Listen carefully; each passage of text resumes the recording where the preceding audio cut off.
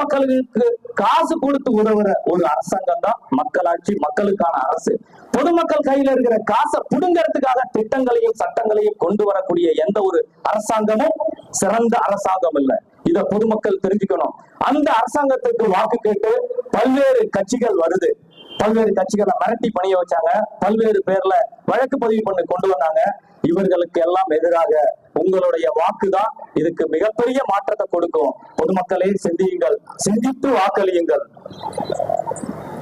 அதுல இதுக்கு முன்னாடி ஒரு சட்டம் போட்டாங்க, ஃபார்மர் பில் 2020 வேளாண் சட்ட மசோதாவில். என்னன்னா, அத்தியாவசிய உணவுப் பொருளான எசென்சியல் காமடிட்டிஸ் ஆக்ட் 2020 அப்படின்னு ஒரு சட்டம். அது என்ன சட்டம்னா, அத்தியாவசிய உணவுப் பொருளான அரிசி, பருப்பு, எண்ணெய் எல்லாமே எப்படின்னா அதை யாரும் படுக்கல் பண்ணக்கூடாது. யாராவது படுக்கல் பண்ணாங்கன்னா நம்ம வழக்கு பதிவு பண்ணி அவங்க மேல ஆக்ஷன் எடுக்கலாம்.